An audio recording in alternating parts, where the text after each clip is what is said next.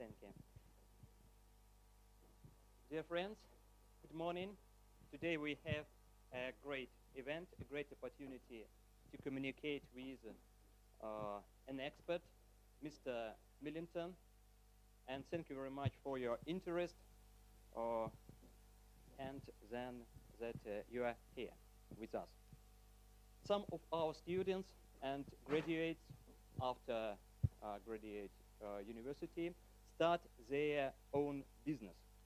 Some of these businesses become successful. And it's today we all of us have a great opportunity to know more.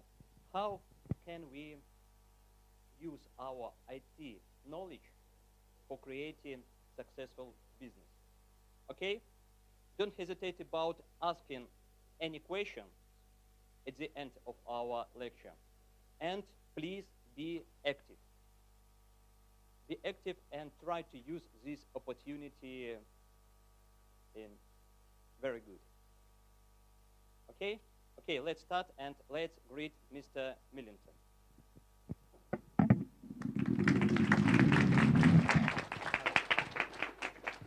Thank you very much. I think this is on. Can you hear me back there at the back? I hope so. If not, I may have to scream.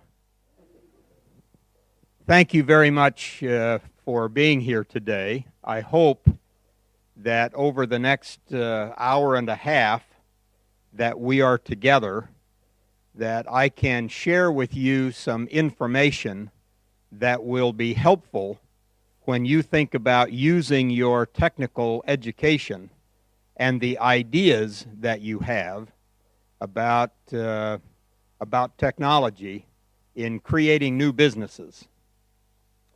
One of the things that I enjoy most, and it's the work that I do right now, is I work with people who are inventing new technologies and new products.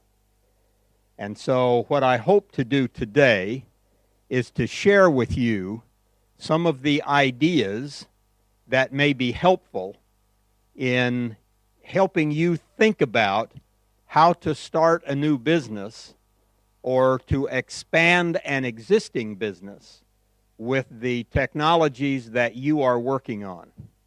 And I will share with you some of the ideas that and experiences that I have had in working with technology. Now, let me give you a little background on who I am. Currently, I am Director of Technology Commercialization at Utah Valley University in Utah. This is, I don't know if you know or have heard of Salt Lake City, Utah, where the Olympics were held 10 years ago, but I live about 40 kilometers south of the city, and that's where I live. So I live in the mountains. In front of my house, where I live, is a mountain that is 3,000 meters high. I stand in my front door and I look up at the mountain like this. So geographically, it is a little different than Belarus. Yesterday, I had the privilege of being in Vitebsk, and I spoke there at Masharov University. And so last evening, we were driving back here, and I saw your beautiful forests and the rolling hills. I enjoyed that very much. I also had the pleasure yesterday of going by the war memorial at, I'm probably going to pronounce this incorrectly, at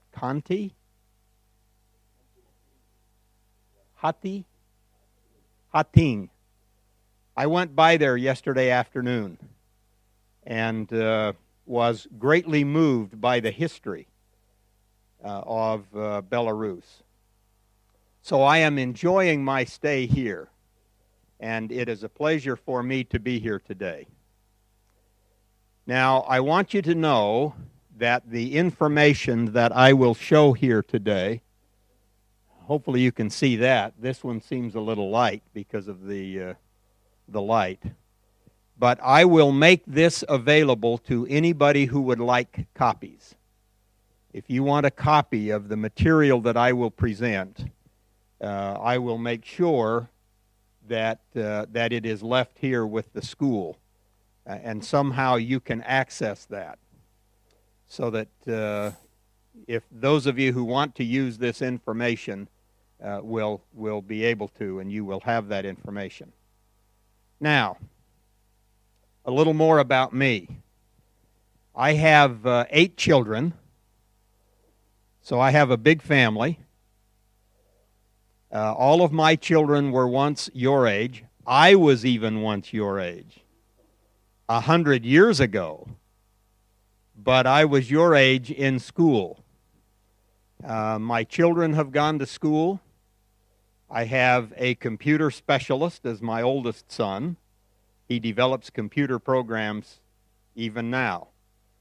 And I have an attorney, a daughter who is a doctor. I have teachers. I have business people among my children. I also have 34 grandchildren. I don't know how to say that in Russian, but 34 grandchildren. 3 of my grandchildren are in college, just like you. So I can appreciate what you are doing, because I have grandchildren who are doing it as well. And I have lots of other little grandchildren. So for me, it is a great privilege to be here with you. I hope to be able to give you some information that will be useful to you. So let's get started. Here's what we're going to talk about while we're together today.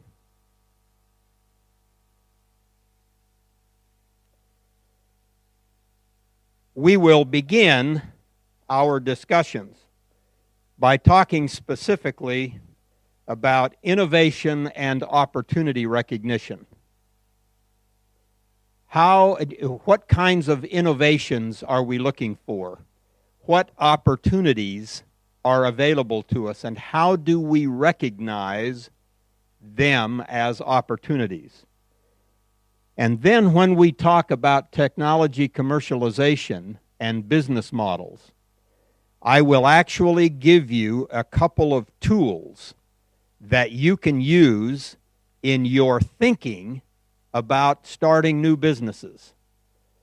And as we do that, we'll share with you some experiences of building companies.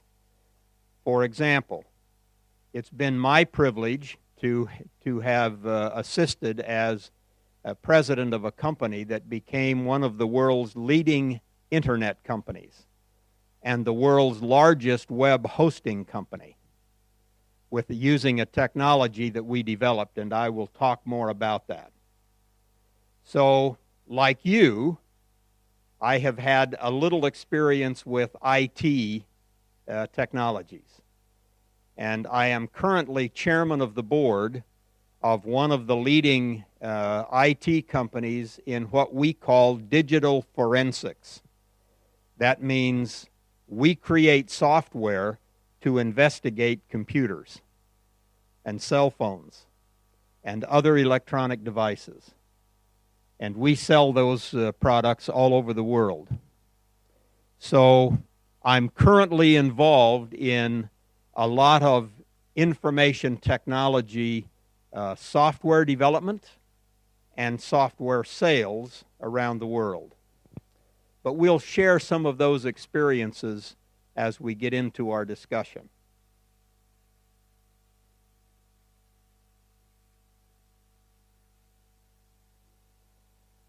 Let me ask this question. How many of you have started a business? Have any of you ever started a business yet? Nobody yet. Oh, we've got one over here who started a business. Good for you. I will probably pick on you later. Oh, he says, hey, I'm going to get out of here. All right.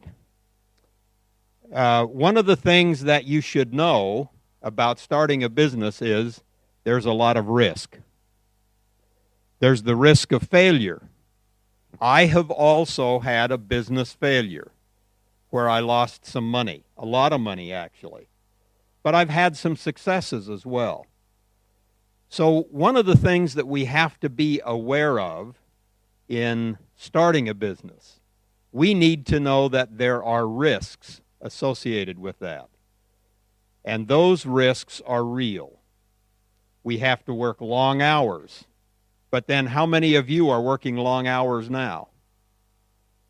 All of you are working long hours. You're no stranger to long hours working. And so, what you do is exchange the long hours of working in school for the long hours of working to develop your company. And that will come in time. But there are also some rewards for starting a business. Among the rewards for starting a business are the financial rewards. That is, the opportunity to make a lot of money. And who wants to make money? Ah, there we go. See, we've got all of these people who want to start businesses and make money. We all appreciate being able to make money. But in addition to making money, part of the reward of starting a business is the satisfaction that comes from being able to start something that really works, that is successful. It brings you a great feeling here as well as here. Okay? And I understand this is part of the reason we're in business, is to make money. Okay? So, we really need to recognize that there are risks and rewards to starting companies. Now let's think about this a minute. Most of you are very familiar with the word science. You know what science is. You're involved with it every day.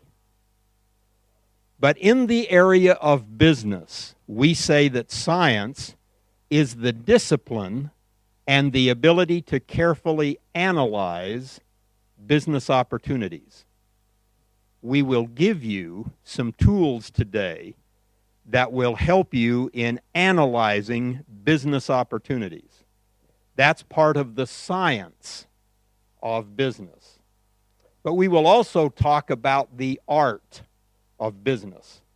And the art of business has to do with the creativity, the energy that you feel, the desire you have to really build something that's worthwhile. But your creativity, especially those of you who are involved with technical and scientific technologies, the way you are, that creativity is the basis for many new businesses. Look around. Look around at all of the products in this room. A wireless microphone, the camera that's clicking over here. How many of you have cell phones? Okay, anybody doesn't have a cell phone? I don't have, I have one, but it doesn't work in Belarus. We all look at all of the technology that has been developed, that has been brought together for those products. All of the computers and computer screens, the lights.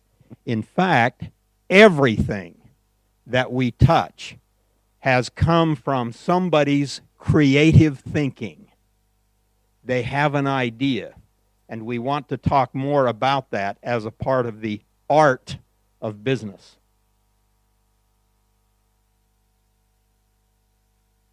We're going to talk specifically about innovation and opportunity identification. How do I recognize an opportunity? I would like for you to look at this continuum of innovation for a few minutes. We'll talk about this and explain each of these 5 areas of innovation. Let's start over here on the left-hand side, right here, right there. You don't see it so much on that screen, but you can see it here. On that left-hand side, we say the one way to imitate, or one way to innovate is to imitate what you see others doing. For example, let's say this young man has a successful business here in Minsk. He started a business. It's starting to really work. He's making some money. You do want to make money. Yeah, he wants to make money. So he's making money. And I see that his business is beginning to work. What I want to do, however, because he is here in Minsk, I want to start a business just like his in Vitebsk. So I start a business up there. But I do exactly what he's doing. I imitate what he's doing and start a business in another location, maybe even in another part of Minsk. That's pretty easy to do.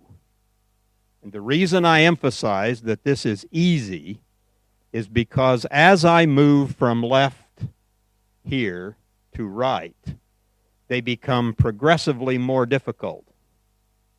But you get the idea. I simply do exactly what he's doing, and I can start a company.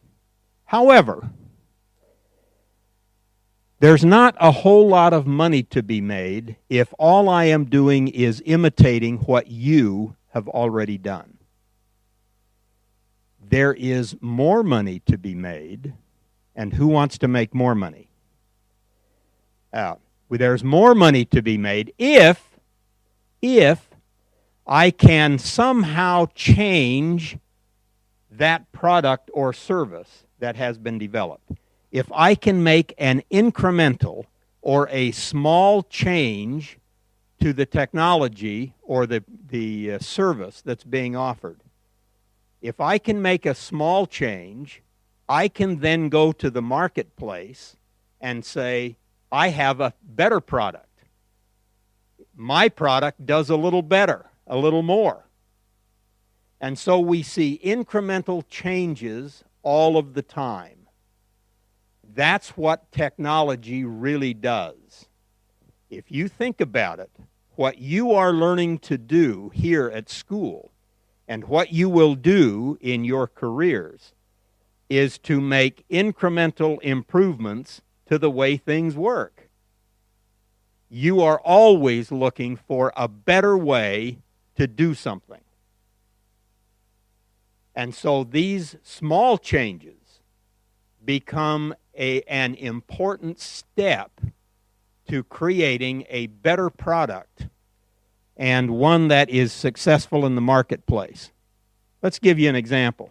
How many of you have iPhone 5s? Anybody heard of an iPhone 5? Oh yeah, we've all heard of iPhone 5s. What is the difference between an iPhone 4 and an iPhone 5? Okay, screen size is a little bit, but we're talking about a centimeter. We're not talking about a huge difference. We're talking about an incremental difference. It might be a little faster. We do know that the maps don't work yet, famously, but we'll talk more about what happens when technologies are introduced. But do any of you have an iPhone 3? What's the difference between an iPhone 3 and an iPhone 4? Very little. What's the difference between an iPhone 2 and an iPhone 3? It might be just a little faster. Incremental changes. Why is it that Apple makes these incremental changes to their product? Besides, of course, making you want to have the latest thing so millions of people stand in line to buy the new product. and they make a lot of money. I mean, that's after all why we're in business, right? To make money. But why did they make those changes? Why do they come out with an iPhone 5 when iPhone 4 does everything? Maybe not quite as fast, but very honestly, between you and I and our eyes, we can't measure the difference in speed. You can measure it with your tools, with your electronic tools, but you and I can't tell the difference. Why is it? Because if Apple doesn't, Samsung will, or Nokia will, or Motorola will, or HTC will. Because there is a relentless challenge to constantly improve products. So if my friend here has started a company, if I can make it just a little better, I can compete successfully. And if I have started a business and he sees my business, he says, I can make that a little better, then he is successful in the marketplace. But what do I have to do? I have to respond and make my product a little better, incrementally here. Now, let's talk about another kind of innovation. It's called radical innovation. Radical innovation here are large changes to a product. These are the kinds of changes we see shortly after a product has been introduced into the marketplace. Then smart people like you begin to look at that product and say, I can make a big difference. I can make a big difference in the way this product works. Those are radical changes. Then on the far right here, we have what we call revolutionary innovation. Revolutionary innovation means this is the first time the world has ever seen the product. Everything that we touch, glasses, cell phones, laptops, desks, lights, at one time or another, were absolutely brand new to the world. And so everything starts as a revolutionary innovation. Automobiles, trucks, airplanes, all of that, they all at one time start as revolutionary products. Now think through with me here. So they start over here and move to the left. When somebody introduces the very first laptop, you're all too young to remember how big they were. But they were much larger than this right here. Much bigger than that, and weighed a lot more than that. I remember, because I used to try to carry one of those through the airport, and you're walking along like this, because they weigh so much. And now I have a laptop that is, well, here we've got a pad. My laptop isn't much bigger than this. And now you actually have a computer right here in your cell phones. There's more power in your cell phones than there used to be in the first laptops. So when these products become introduced, smart people begin to look at them and say, we can make it much better. And usually there are a series of radical innovations that quickly expand the usability of the technology. And then later it begins to peak because we now are making smaller incremental changes.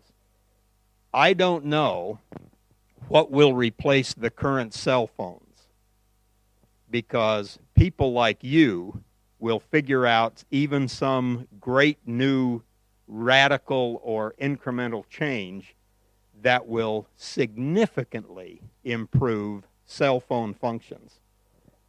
Maybe we'll put cell phones right here in our glass size right here. So I put my glasses on, and I've got my cell phone already up, ready to go. You see it a lot now. People plug things into their ear, the Bluetooth technology. But you get the idea that almost all of the products that we see and touch every day started over here as a revolutionary product somewhere. Even the books you read, the printing technology became revolutionary 500 or 600 years ago. And now it is to the point where we take for granted the ease with which we print things. We may all have little printers in our rooms that print out documents and other things. Think about that process. Now, there's one other innovation area that I would like to mention. Before I do that, however, let me say this. In business, we recognize that when we talk about innovation, revolutionary innovation here is difficult to do, it takes a long time to implement, and it is costly. It costs a lot of money to develop something that the world has never seen before. As we move to the left with radical or incremental or imitative innovation, the cost and time are reduced. Therefore, the most successful opportunities for you and I are when we make either incremental changes because they don't cost us a lot in terms of time and money, or perhaps radical innovations because we may be working for a group that has spent a lot of time and maybe has access to investment capital to make those changes. One last innovation type here that I want to mention, and that's evolutionary. Evolutionary innovation means that a technology or product has been developed in one location and is taken to another. So my friend here has developed a technology in Belarus, not just Minsk. So I can't go to Vitebsk or Polotsk like I was on Wednesday, okay? But I may take his technology to the United States. Let me give you an illustration. How many of you have ever played World of Warcraft? See, there's a few brave souls who will admit to playing World of Warcraft instead of studying their lessons. Now, how many of you have played World of Warcraft? A few brave ones, all right. Now, that's an example of a game, in this case, that was developed in the United States and is now played all over the world. How many of you have played World of Tanks? Oh, come on. Yeah. See, there's a few brave ones over here. How many have played both? No, people are not admitting to that. Okay, where was World of Tanks developed? Belarus, right here in Minsk, out here at the high-tech park. Was developed here. And pretty soon, it will be played all over the world. Evolutionary innovation. Developed in one location and taken to another. We can think of lots of other examples of evolutionary innovation. And so, when we begin to think about innovation that leads to business opportunities, we're really looking at this group right here. From incremental to evolutionary to radical. Usually, it's incrementally done. And it's those small improvements that you are able to make to programs, to products, to processes that enable new opportunities in the marketplace. All right. Let's think about this just a little. If we are going to innovate and create new products and new opportunities, and, by the way, new wealth, and why are we in business? Why is that? Yeah, make money. Okay, let's not forget that. We're in business to make some money. There are other reasons, but that's a primary reason. That's a great motivation to make money. Now, let's look at this chain right here that comes with creativity as its starting point. How many of you have in your heads ideas for improvements to products? How many of you have ideas? See, how many of you have more than one idea? There's all kinds of ideas floating around here. That's the start of this whole process. It was somebody's idea that came up with a cell phone, with a laptop, with a pair of glasses to improve eyesight. Whatever it happens to be, automobiles or buildings, everything starts with somebody's idea. Then, once these ideas begin to rattle around in our brains, we then begin to innovate. This is where we refine the ideas and develop prototypes of the new products or processes that we think about. So the first step is to have a bunch of ideas, like so many of you do. Then you begin to develop something that actually looks like that idea. Finally, once that idea and prototype have been tested, then we introduce those new products to the marketplace, and that's called entrepreneurship. That's where we begin to create the value that comes from our ideas. Now, two things to notice. In order for this process to be successful, from creativity to the marketplace, we need to look at the latest science and technology. The most current science and technology allows us to think about how to make these incremental or perhaps even radical improvements to products. But we also need to consider, down here, the needs of the marketplace and society. If you will not buy my product, there's no reason for me to make the product. I want to make a product that you will buy. Because if you buy it, and I can make it, I'm likely to make some money.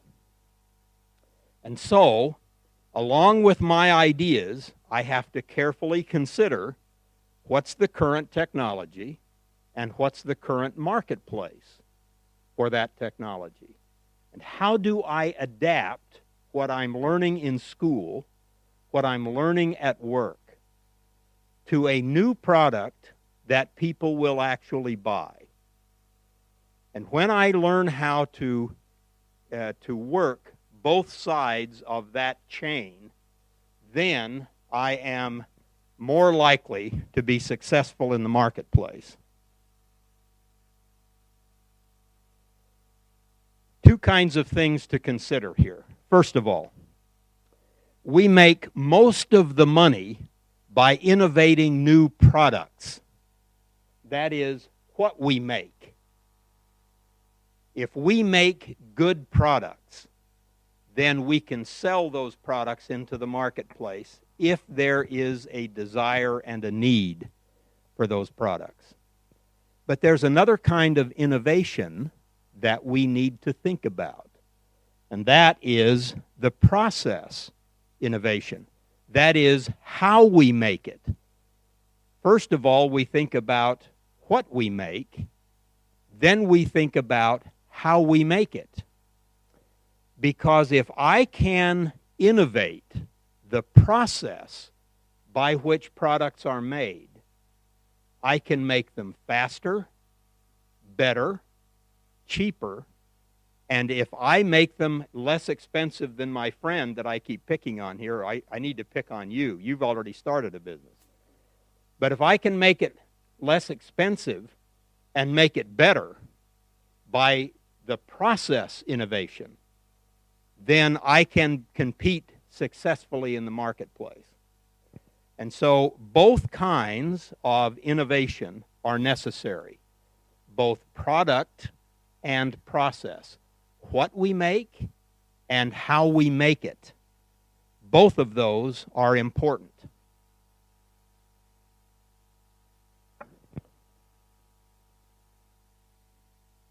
All right, enough on innovation. Let's talk for just a second about opportunity and give you an example. How do I recognize an opportunity? It's possible that there's all kinds of innovation going on, and we'll talk about why that is. But how do I recognize all of this change as an opportunity? Here are some guidelines. First of all, it needs to be something relatively new, some incremental innovation, if you will, and that becomes the basis for recognizing an opportunity. Next, we need to be sure that it has some kind of economic value. We want it to be worthwhile. After all, I'm in business to make some money. So if you think that my innovation is worth it to you, you will give me money for that innovative product. That means that it has the potential for economic value. But as important is the fact that it has to be perceived as desirable. You need to want the product, and you have to be willing to give me money to solve that desire you have for that product. That makes an opportunity. Now, when do opportunities come? We like to say that, I'm skipping ahead one here and then it will come back. Opportunities arise when there are changes. Whenever there's changes in technology or the economy, there will come opportunities for new products. For example, as the economy grows in Belarus or any other country, there's opportunities to introduce new products that people are able and willing to buy. Demographics. When demographic changes occur, there's an opportunity. Now, do you know what I mean when I say demographics? That means population changes. As populations get older, there's opportunity. I'm obviously older than you are, much older than all of you. But what opportunities exist as the population ages? Can you think of some opportunities for businesses as populations age? What would they be? Give me some answers. Make life easier, more comfortable. Maybe some extra travel. Maybe some more medicines for us old people. There's all kinds of opportunities. How about opportunities when there are lots of young people?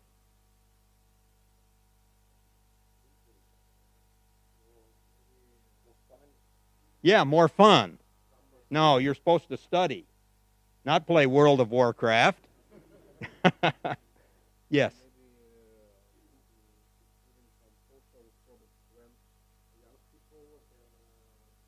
Like Facebook. How many of you have Facebook pages?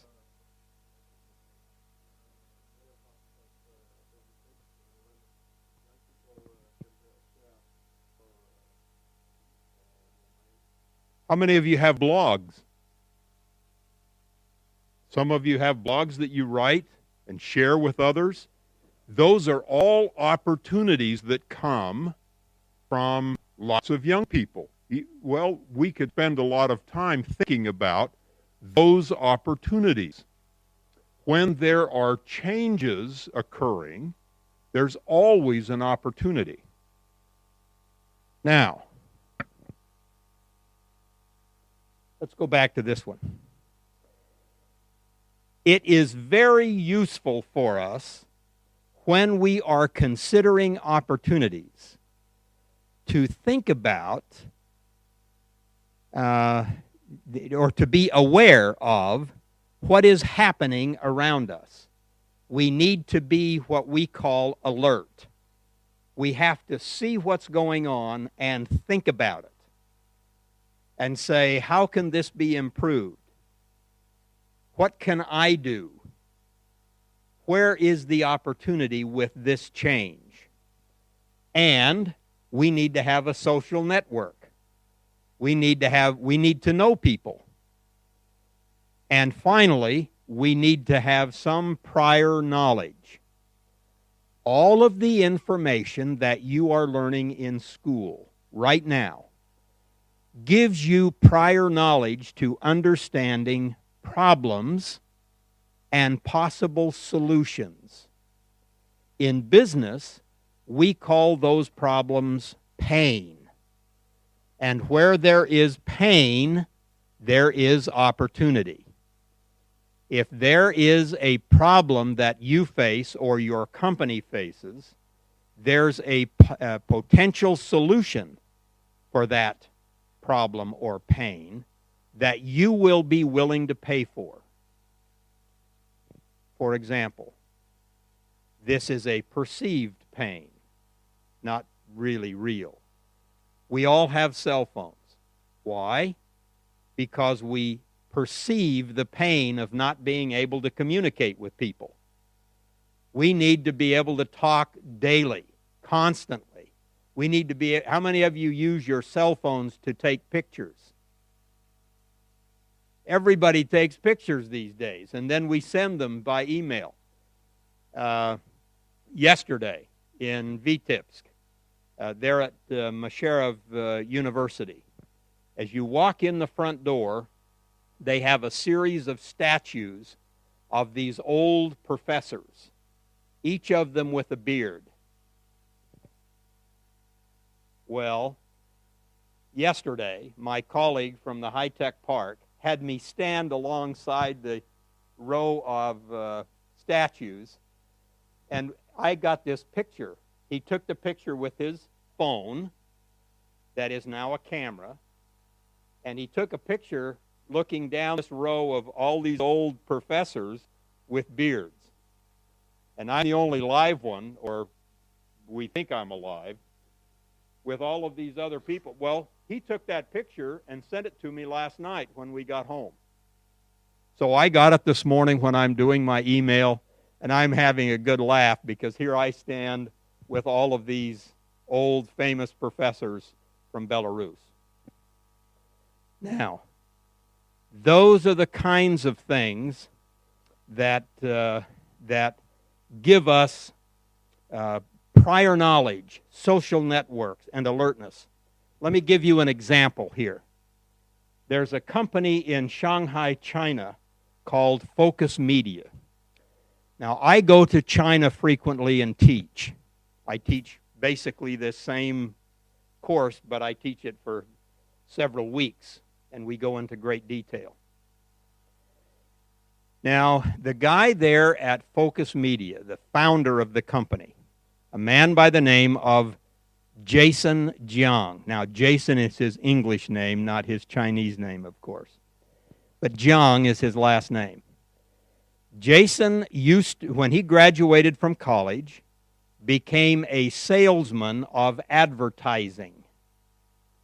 He would go to companies and talk to them about advertising in the newspaper, in magazines, and on television. And he would sell companies on advertising capability. One day in Shanghai, where there are lots of very tall buildings. Now, I notice here in Belarus, we don't have a lot of really tall buildings yet, but I see a number of them being built. So he's standing there in front of the elevator, waiting for the elevator to go up and down. And he's looking around, and he sees lots of other people standing there waiting for the elevator. And he says, you know, these people have nothing else to do. If there was some way I could advertise to them while they're waiting for the elevator, I think people would pay for that advertising. So, he was alert. He had a social network. He knew all of the advertisers. That's who he talked to all day. And he had prior knowledge of the advertising business. So what he did was this. When you go into any tall building in China now, he started in Shanghai when he was about 28 or 29 years old, not that much older than most of you. He said, I'm going to put a small flat screen television between the elevators of every tall building in Shanghai. And because technology exists to simply insert a chip with new advertising, we will make advertising and put into this flat screen television. And while people are captivated, standing there waiting for an elevator, they can be watching advertising. That was about 7 years ago. Today, Jason Jiang, at the age of about 35, is worth over $1 billion. That's with a B. His company is listed on the stock exchange in the United States. And he has expanded from Shanghai to all over China and is now reaching other places in Asia, Singapore and Hong Kong and other locations. And his idea was simply, he knew the advertising business, he saw an opportunity and recognized it, and then did something about it. That is an opportunity. And he has created a huge new business as a result. And you can walk up to any of those screens in the hotels, the office buildings, everywhere in China, and in the corner of the screen, it will say, Focus Media. Now, evolutionary innovation.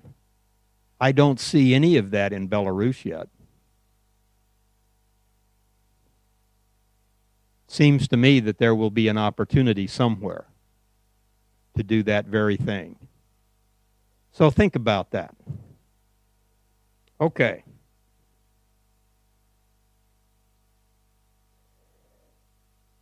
What we call the product opportunity gap is when all of these changes are occurring simultaneously. That means at the same time.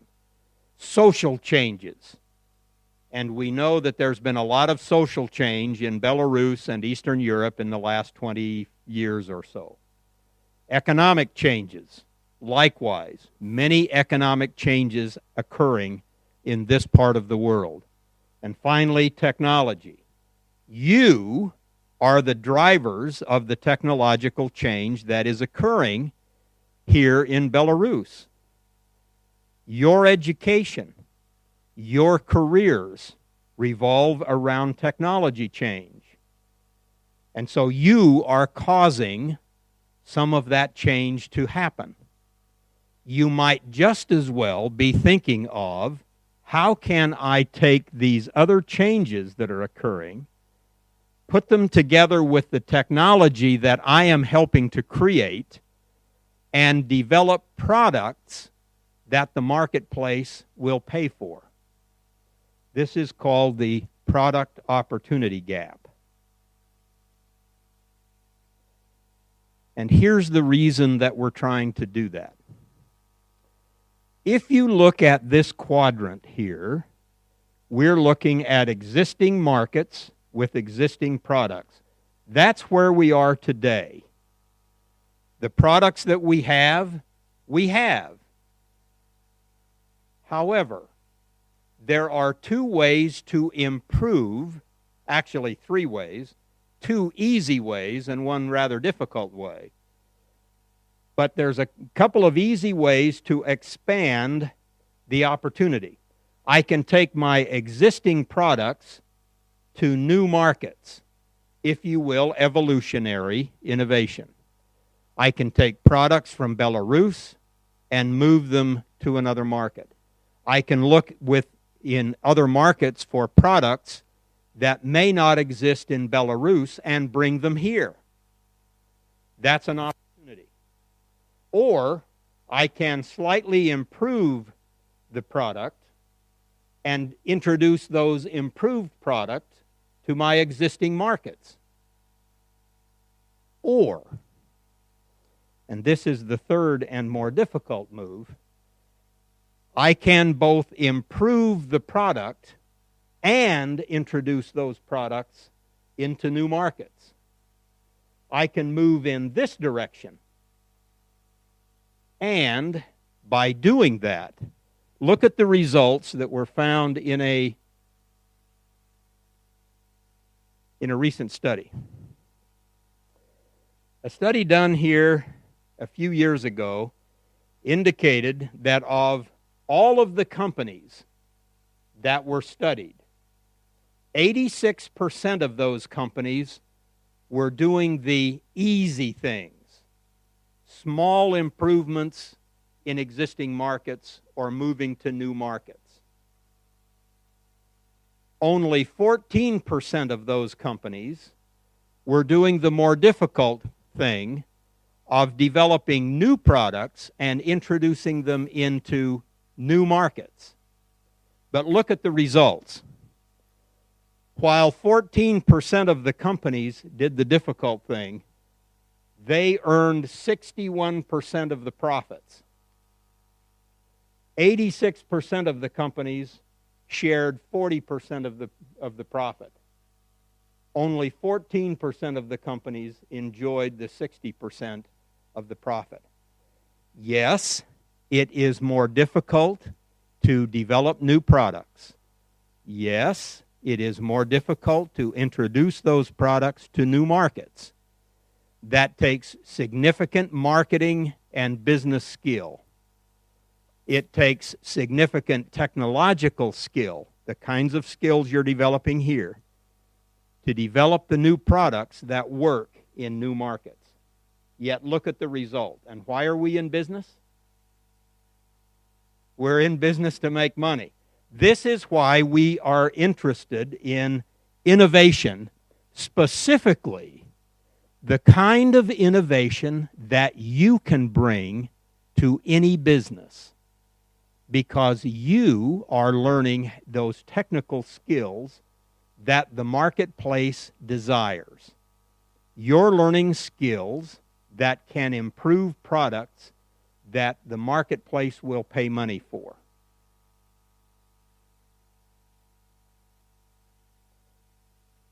Just briefly, every new product comes from some kind of scientific discovery. The science is one thing over here, but it takes significant effort to take that scientific discovery, move it to the invention of some kind of a product, then innovating that product to make it even better, and finally finding its way into the products that you and I buy in the marketplace. That's a process. You, with your technical skills, will be in this area, maybe even up here. Maybe some of you are driving even new scientific discovery. More likely, you are down in this area. How many of you have studied business, marketing, finance, accounting? Well, you need to go make some friends who know about marketing, because in order to get a successful technical application of your invention and innovations, it will require someone who understands the process of marketing those products to customers. Think about marketing. How often do you see an advertisement on television for a product? Every day. About 3 times every 30 minutes, you see an advertisement. Who develops those advertisements? There are students around Minsk right now who are studying the marketing capability to develop those kinds of advertisements that appeal to you and I to buy things. So, once we begin to link your technical expertise with the business expertise of your friends or soon-to-be friends, then you develop the kinds of significant products that reach the marketplace. Let me give you an example. If I were to say Stephen Jobs, what company comes to mind? Apple. Everybody's heard of Stephen Jobs. Did he do it all by himself? No company is ever built by one person. Can you name the other person that helped him? Steve Wozniak. See, you technological people know that name. There's 2 or 3 others. Steve Wozniak actually is the chief technology officer of a company that I work with back in the United States. So I've had the chance to meet him. I never did have the chance to meet Steve Jobs. Now, if I mentioned Bill Gates, what company comes to mind? Microsoft. Everybody's heard that. Can you name the other person? Somebody says Ballmer. Ballmer is the current CEO, but he wasn't involved initially.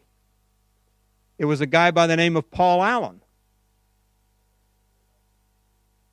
There's several others, but there's a Paul Allen that was a significant shareholder along with Bill Gates.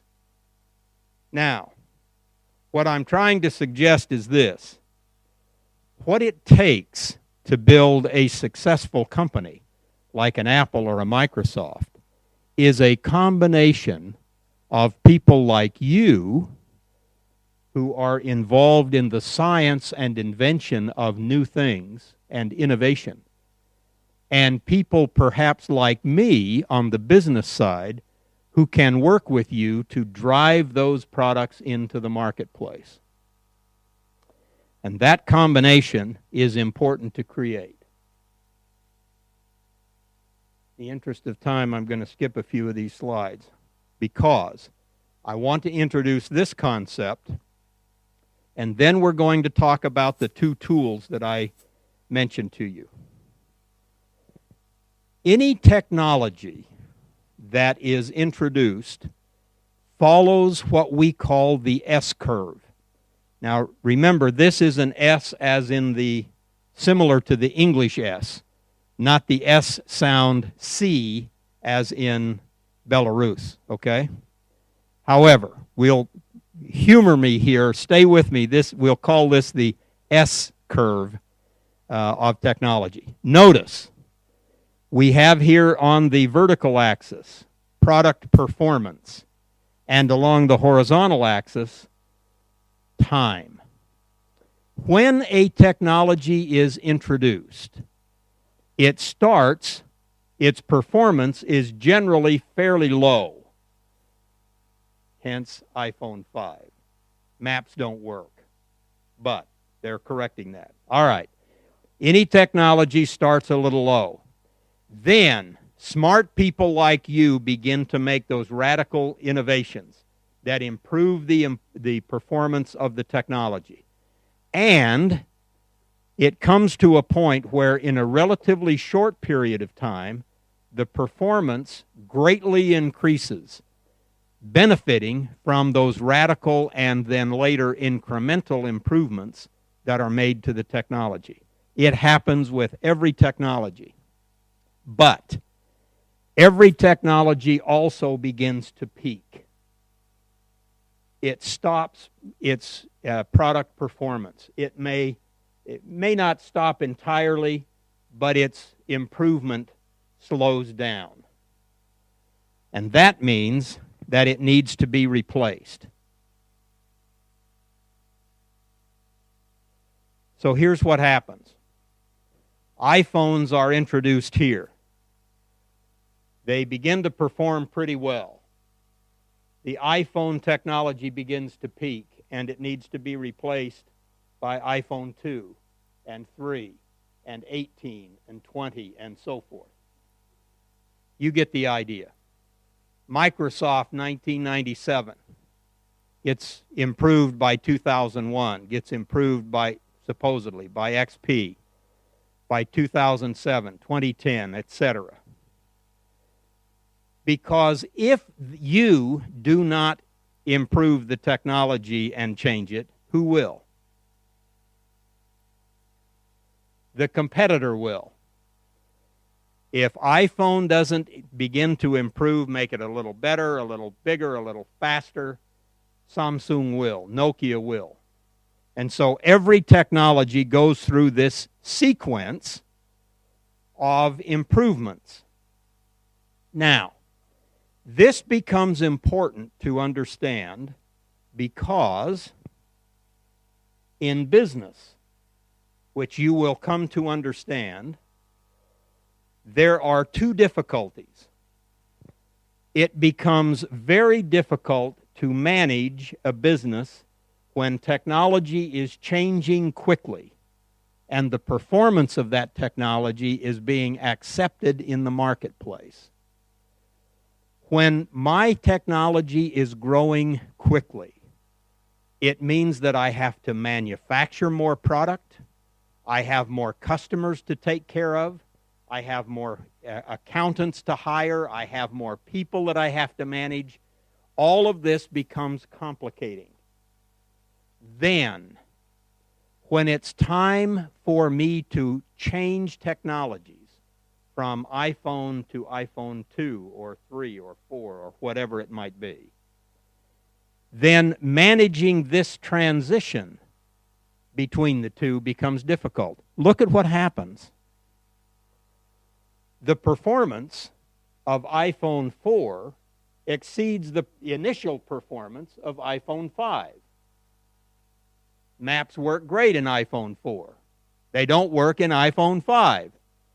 That difference right there is difficult to manage.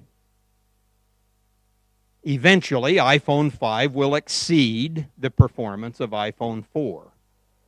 But at the outset, those transitions become difficult. Why do I mention that to you? You're not business people, you're technical people. Because when you get involved in a company that is trying to improve technology, or hopefully when you are developing your own company and moving technologies from version 1 to version 2 to version 3, you need to be aware that the initial delivery of the technology will probably not be as good as the previous version yet. And it takes some time to improve it. You all write code. You know very well that the first time you try to implement the code, you find lots of bugs and other things that need to be fixed. That's the S curve. and eventually you get it to where you're just making little maintenance changes to the technology. These become challenging moments in a business.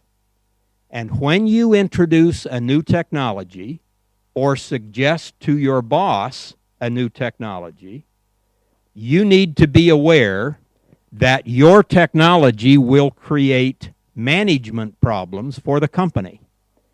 If your technology is rejected, it might be because of this perceived difficulty right here in transitioning from current technology to your improved technology, because the initial version may not quite measure up to the existing improvements that have been made to the old version. And so this S-curve idea becomes important for technical people like you to understand, so that you look at the old technology and see where you can fit in to improve and to increase the effectiveness of the company, whether that be you're working for somebody else or if you have started your own company. Those are important considerations.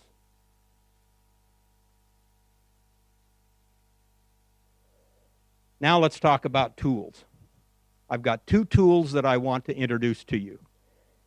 One has to do with technology. The other has to do with business.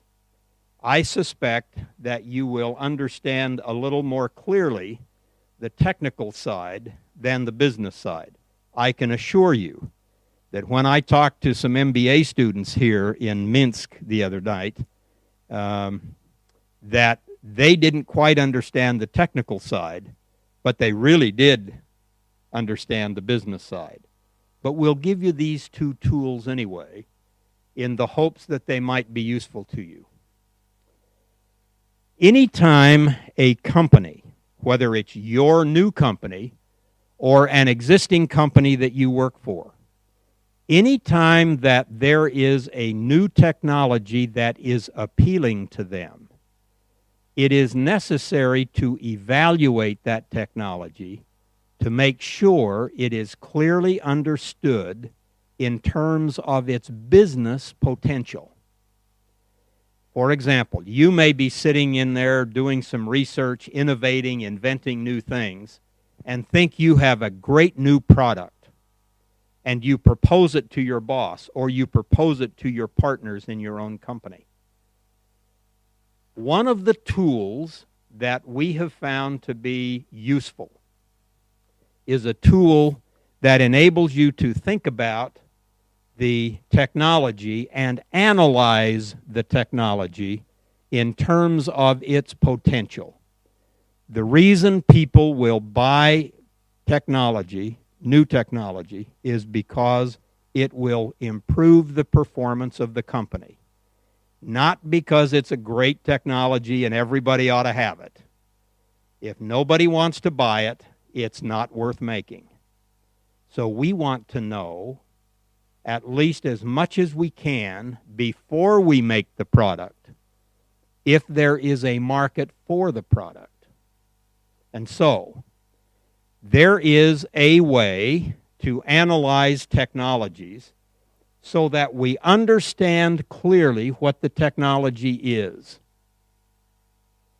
When we understand what the technology is and does, we can then begin to discover the uses of that technology.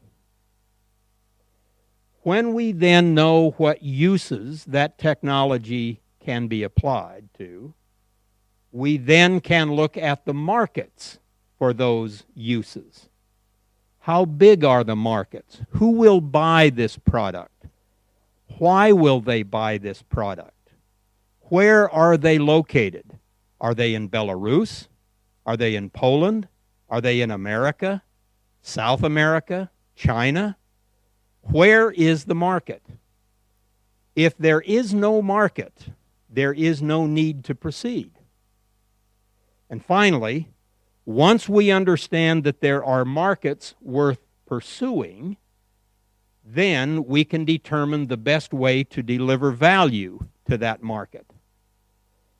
Now, over the last 20 years or so, I've had the opportunity to work with just a lot of technical companies and to move a lot of technologies into the marketplace.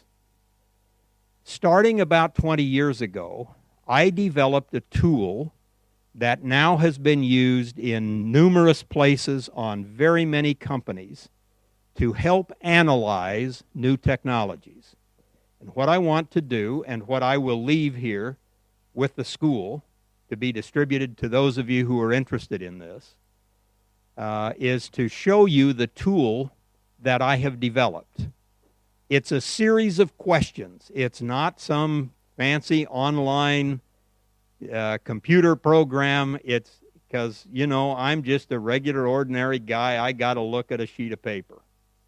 All right? Actually, I do it online. I don't do it online. I do it on my computer now. But I want to share with you the questions, and hopefully you will see why these questions are asked. Let me show you these questions.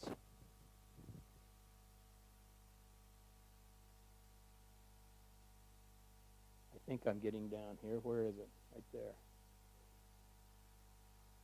there. Blow the thing up.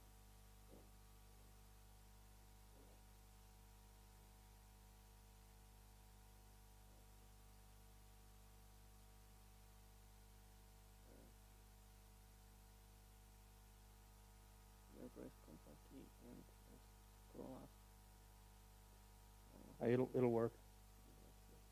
Right there. Okay. Good. Thanks. Thanks.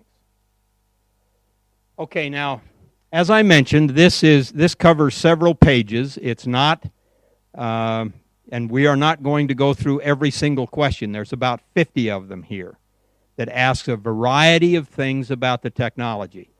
But the thing to remember is this. What I'm trying to do is to understand what the technology does.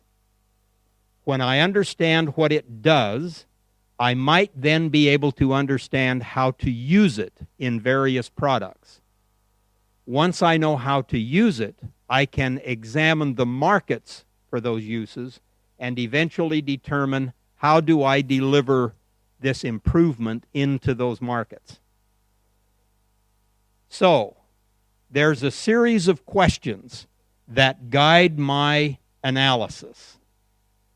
The first thing I want to ask is of the inventor.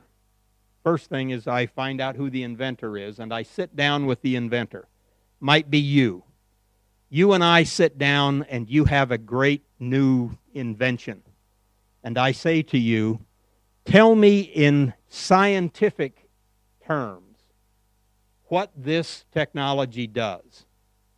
I want you to list for me the scientific reason why you think this is a good invention. Now, as a business person, I may not understand all of your technical words. And certainly I will not understand them if you talk to me in Russian. But what I want is for you to describe to me what this technology does. Why is this an interesting new technology? Then, once I have your technical description, I will ask you to use normal language to tell me what this does. Now tell me in terms that a business guy can understand.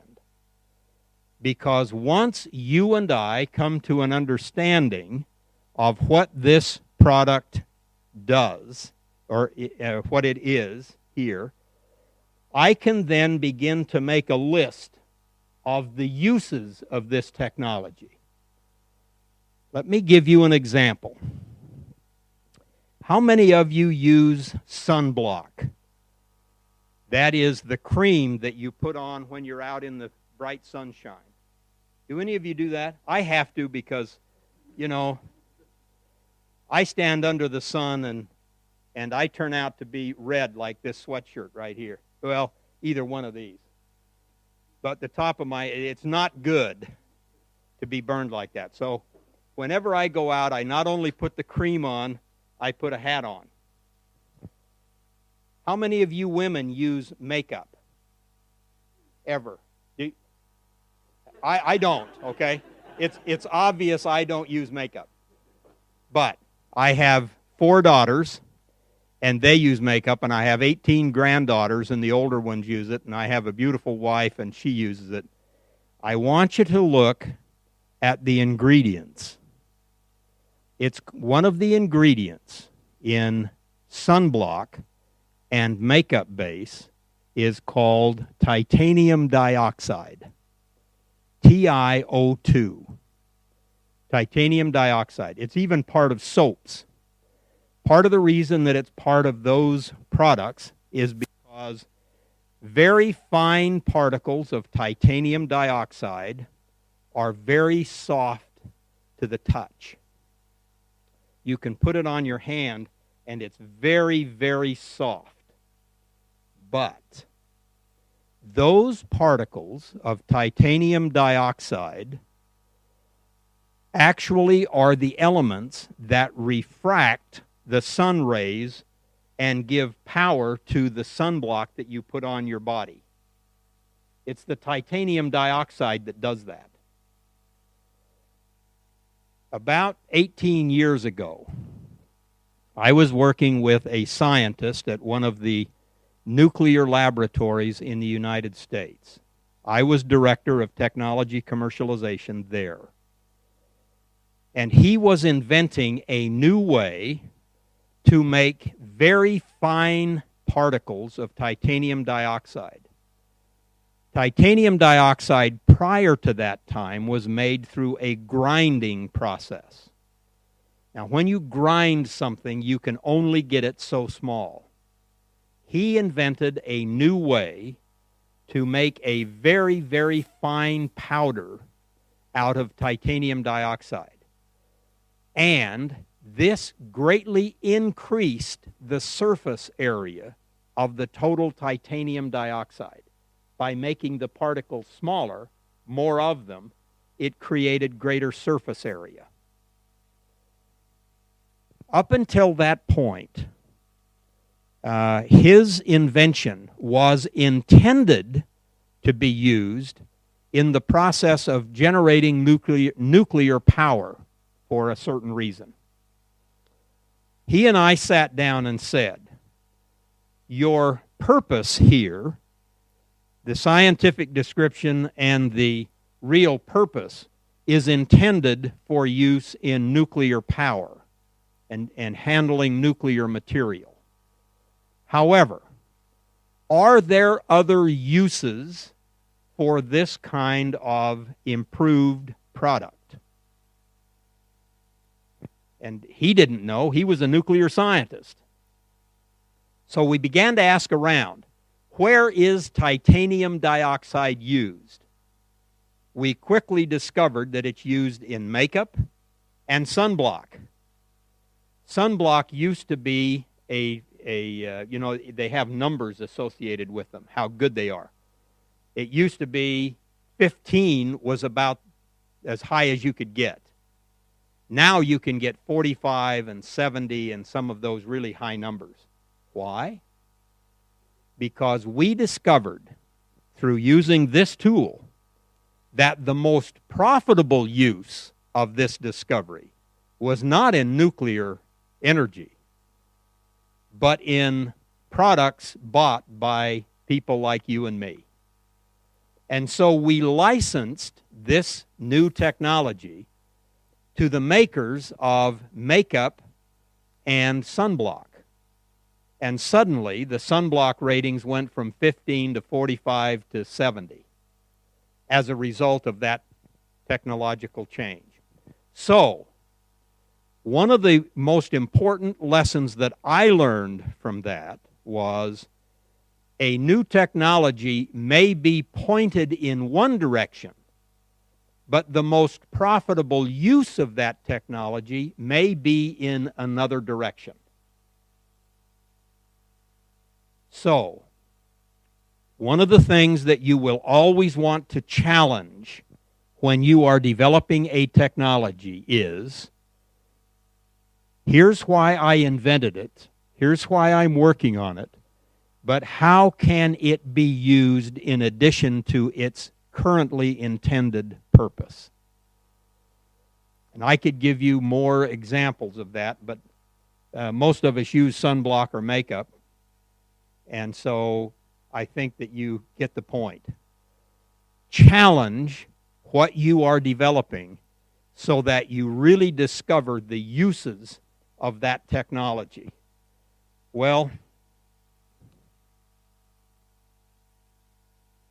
there's a whole series of questions here about the technology. And if you take the time to answer those questions about the technology, and they're questions that are fairly easy. How many patents are there?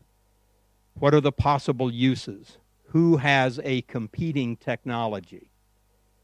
Those kinds of questions. I want to thoroughly understand it. Then, when I know how to use it, I can then examine the markets for those uses. And so there's another marketing section here. It asks questions like, what competitive solution or market need for the technology are you addressing? Remember early on, we said that we need to look carefully at the needs or desires of the marketplace. I want to understand if there really is a market here. And if so, where is it? How big is it? Because if it's a huge market, then I might be able to attract sufficient money to allow us to enter that market. Because in business, in especially new technologies, we are trying to attract resources to support our efforts. And so there's a whole series of questions here that you may not particularly understand the reason why. The technology part will be easy for you. The marketing part will be easy for your business partner. Either that or you will need to be schooled a little bit in the area of business. But you ask a bunch of questions here about markets. And then, when I have asked all of these questions, I can develop a scoring mechanism and get to the point down here. There's just a lot of information here we'll skip over. We get to the point where we ask ourselves, how do I deliver value? For example, there are several ways to deliver value. Technology may be licensed to existing companies. The titanium dioxide technology was licensed to companies that made sunblock and makeup. We did not go out and create a company that made sunblock and makeup. We licensed it.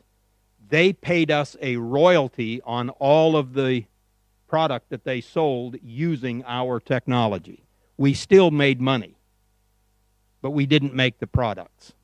We made the products better. Or this may be the basis of a new company. I'm working with a researcher right now at our university who is doing some great work in the area of proteins. Protein to identify individuals. All of you have probably heard about DNA analysis, the biological analysis that can identify each of us individually. The fact is that we can do exactly the same thing with protein. And in many instances, DNA is not present, but protein usually is. For example, there is protein in your hair, but no DNA. I can take a hair sample from you, and there's no DNA there. Well, they can't take it from me. I guess they could get it here, but they're not going to get very much up here. Now, why is that important? Glendon and I have been going through this list, and saying, what other uses, besides identifying people, what other uses? Turns out that there is a protein-based reason for many diseases. It complicates the protein molecules within the body for diseases. And we are now beginning to look to see if his analytical capability will enable us to greatly increase our understanding of how diseases are communicated or harbored in the body. And maybe we can actually change or improve the protein strength in the body to ward off disease. I don't know if we'll be successful. We're in the process. But we're asking the questions. And where are the markets? The market for solving disease problems will be greatly bigger than the identification process. Well, you get the idea here. We can start a company. We can do a joint venture. We can license this. How do we deliver value?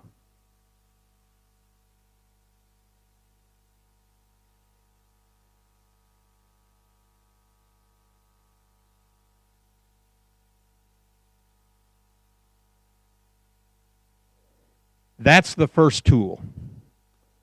How to look at the technology. Technology assessment. And I will leave a copy of that here for the school. If you're interested in knowing how to carefully analyze any new technology, whether it be IT or biology or chemistry or whatever, this is a tool that can be used to assist in understanding that business opportunity. Here is another one, and this is mainly the business side. But it gives you an idea of why we ask certain questions of technology. Now, here is an idea that has been developed just in the last 2 years by a Professor Alexander Osterwalder here of Austria. And he has published this book called Business Model Generation. Business Model Generation. I understand, though I have not seen it, I couldn't read it anyway, that this book has been translated into Russian. So I believe that it is available. In fact, Professor Osterwalder is coming here to Minsk in about 2 weeks to give a seminar to business leaders right here in Minsk on what I'm going to show you right now. He's going to teach the heads of businesses in this country what you are about to see. So you're even ahead of them. Okay? But it works something like this. In business, we often require people who are developing a new product or a new business to create what we call a business plan. There's a series of sections that talks about the management, about the new product, about marketing, about manufacturing and operations, all of the things that business people have to do. Usually, a business plan runs from 20 to 50 pages long. Now, Professor Osterwalder has designed a way to understand business on 1 page. Since I became aware of this almost 2 years ago, I have abandoned all of my work on business plans, and I have promoted this approach to understanding business. Here's how it works. And I'll try not to bore you with too many details here because I get excited about business. I'm a business guy, as you may understand.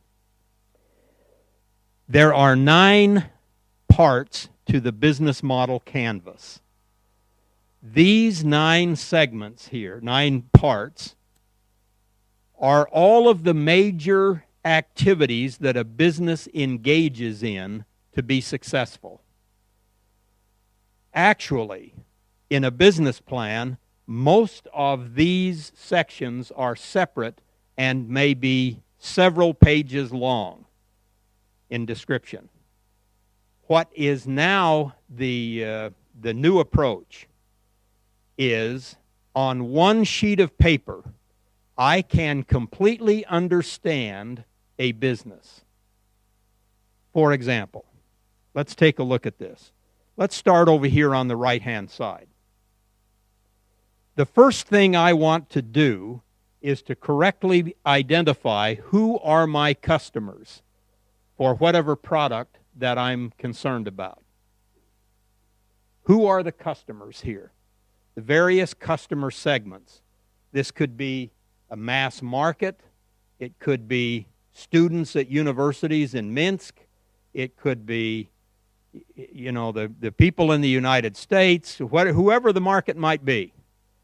People who are earning over $50,000 a year. I mean, whatever it is. Think about Mercedes-Benz. Is their customer segment students at Informatics and Radio Electronics University? Probably not. Oh, the key rings maybe, yeah, but not the cars. Okay, so customer segments. Who am I trying to sell my product to? Now, once I have listed who my customers are expected to be, then I want to list the value proposition. This is a business term that we use to say, what benefit will my customers get from using this product? What is it that my customers will pay me money for? And we call that a value proposition. So, there's a number of possibilities in business that we talk about. Improved performance, whatever it might happen to be. Better pricing, a great experience. Any of you ever been to a Disneyland? Have you ever heard of Disneyland? I think most of you have heard about it. It is not cheap to go to Disneyland. When I take my family to Disneyland, it costs a lot of money because I have such a big family. The least expensive is almost $50 a day. So it's very expensive to go there. But what is their value proposition?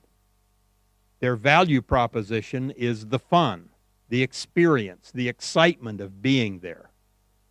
They're not selling it on the basis of price.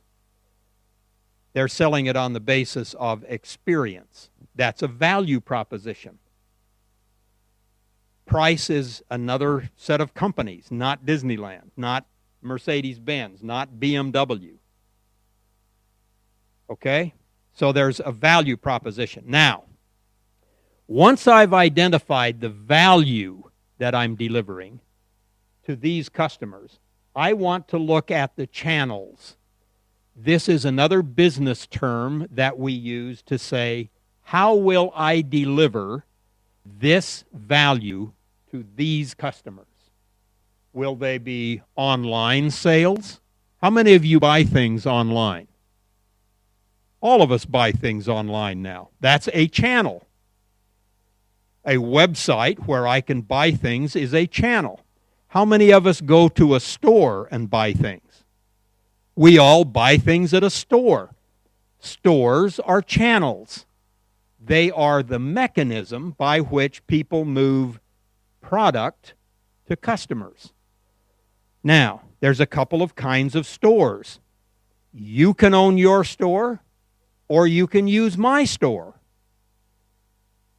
Apple has their stores, but they also sell some of their product through other people's stores. Those are two different channels. And you simply identify, how will I sell my product to my customers? And then, how will I take care of my customers? Customer relations. Once a person buys my product, can they contact me by phone to ask questions about the product? Will I have a website that they can look at? Will I have salespeople calling them to make sure that they're using the product and they're satisfied with the product? customer relations. What will I do to keep you satisfied so that you will continue to promote and buy my product? Now, those activities, look at that right side for just a second. These activities right here drive my revenue. If I am successful at creating the value proposition so that you will want my product, and I make it available to you the right way, then I will gain revenue. And so that helps me understand how I drive revenue in my business. Let's look at the other side, because this is also important. The other side, and I'm sorry that you guys have kind of a skewed view here. This other side has the activities, resources, and partners that will be required. For example, almost in every case, the major resource required to make a business work is people. If I need an engineer to develop the product, to develop the value proposition that I'm selling, I've got to have a person. I need smart people to make the product. If I'm a manufacturing company, I will need resources like a building, equipment, manufacturing equipment. I will probably need trucks to deliver my manufactured material to the channel, wherever it is. And so those are resources that I need. Activities. What do I need to do to create the value? I need to write code. I need to develop more product development and enhancement. Incremental innovation would be a key activity in most companies. And so I list those. And finally over here, key partners. If I'm going to sell online, then one of my activities would be to create a good website for my company. But if I'm going to sell through your store, you become a key partner. Do you work for free? No, you don't work for free. You want to be paid. Okay. So if I'm going to sell through his store, he's going to want to make some profit on my product, right? So look at this left-hand side right here. Securing the resources, conducting the activities, and having partners drive costs into my business. It costs me money to have all of these things. Now, what this does, it allows me on one page, one sheet of paper, to understand the relationships between creating a good product, delivering that product to customers and driving revenues, and then providing the cost structure that supports these revenue activities. Let me show you an example.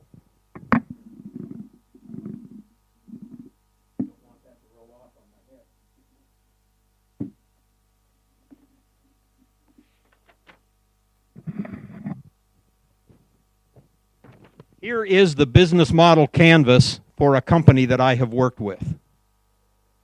I understand their entire business, not on a 50-page business plan, but right there. It's captured right there. Now, when we want to make changes to any of these things, the value, the customer segments, the partners, I can make changes on one page, and I understand it. This is a powerful new business strategic tool for business right here. And like I said, Professor Osterwalder, I am told, will be here in Belarus introducing this to your business leaders. And you are now ahead of them. because you have seen this. Now, this is a powerful tool. I don't expect you to appreciate how powerful because of your technical bent and lack of experience in business to this point. But for those of us who have hung around business a while, this is a useful new tool that is very powerful in understanding how businesses are developed and how they work. So, now for those of you who are interested in this, what follows here in the presentation is a description of each of those 9 buckets. The channels, who they are, the different kinds of channels here, web sales, stores, customer relationships, resources, key activities, partnerships, revenues, and costs.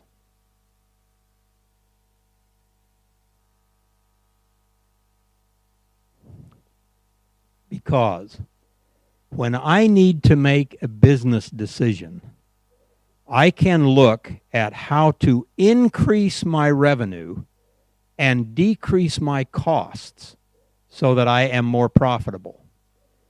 Because I have captured on one page all of the information about my business, I can concentrate on the right side about how to increase or create revenues, while on the other side, I can look at the activities, partners, and resources with an eye to eliminating or reducing the costs, all on one page. It is a significant tool for managing business. How many of you have heard of iTunes? Apple iTunes. Any of you use Apple iTunes? Have you just, we got a few that do. Okay, let's look at the business model canvas for Apple iTunes. Take a look at that. Look at their customers. Their customer segment is the mass market. That means everybody, you and I. They want all of us to download music on iTunes. Let me ask this question. And look at the value proposition. What they want is for us to enjoy music quickly. They use the word seamless, but that just means fast. A fast way to enjoy music.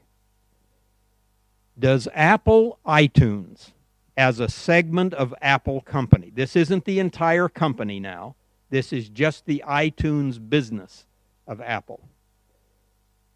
Does this business segment make money selling music or making hardware?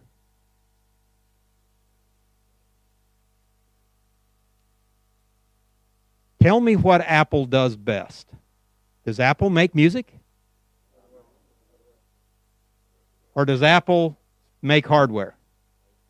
They make hardware. So they make their money not on selling music, but on selling hardware. Notice down here. I think this will work that far.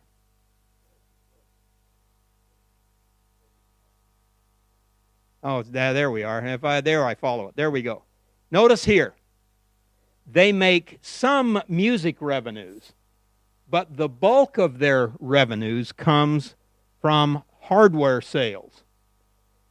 If by making available the ability to download music, you will buy an iPod or an iPad or an iPhone, you are buying their hardware. That's where they make their money. Notice that their key partner are the record companies. Who makes money from the music? The record companies do. And that's a major cost over here. That's a major cost to iTunes, is they collect the money, but then they pass through most of the music money, not the hardware money, the music money to the record companies as a cost. Now, On one sheet of paper, I can now begin to understand how iTunes functions as a business within Apple Company. I can do this for every segment of a company. I can look at that. Or I can look, if I'm starting my own company, this becomes my entire company. For some organization like Apple, this becomes part of the overall company procedure. This is just one segment of the business. But this allows you to see how this business model canvas can help you understand how a business is organized, how it operates, and how it can be improved by concentrating on increasing revenues and decreasing costs on that side, all on one page. And business leaders here in Belarus will be introduced to this concept in a couple of weeks. Did I get that right? Okay. Now,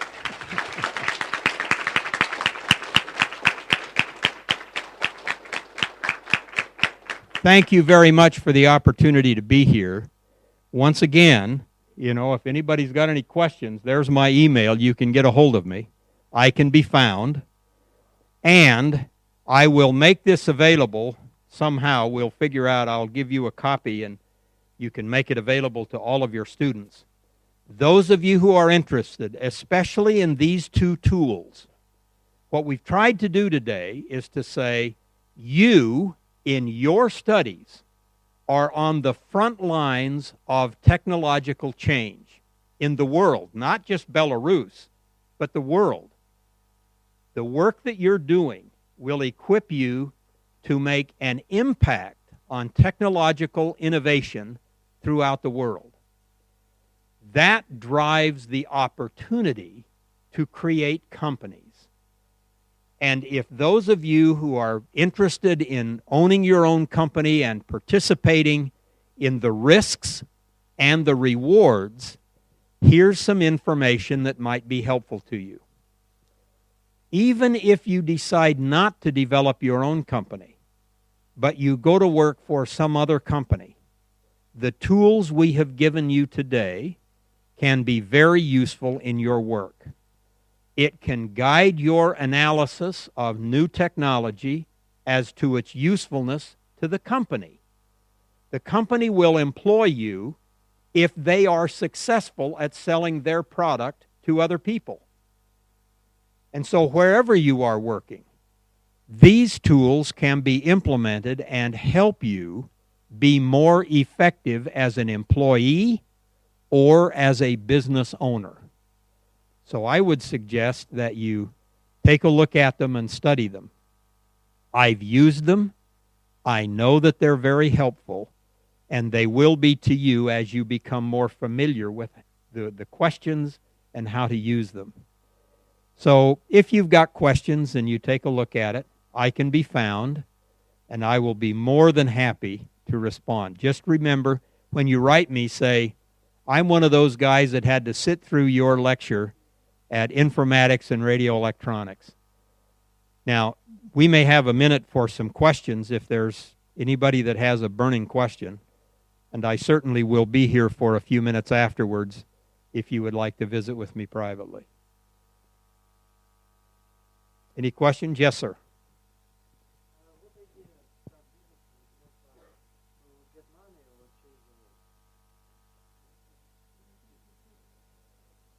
The question is, which is more powerful, to get money or to change the world? Okay. To get money.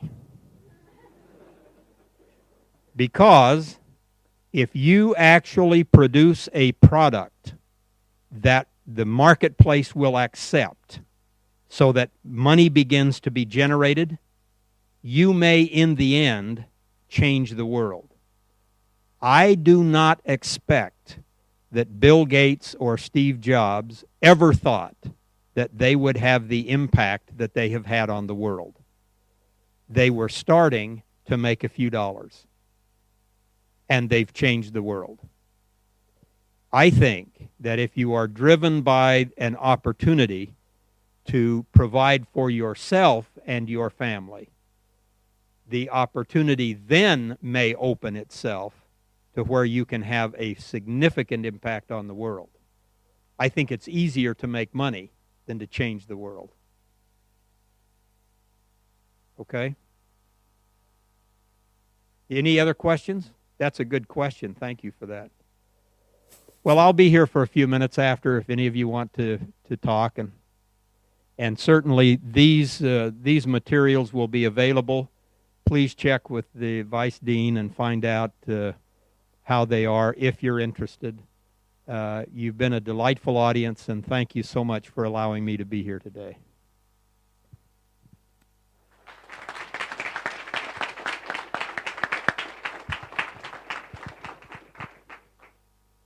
Ребята, благодарю всех. Может, какие-то вопросы есть? Не стесняйтесь.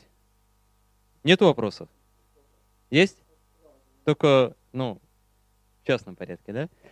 Хорошо, все, спасибо огромное всем тогда.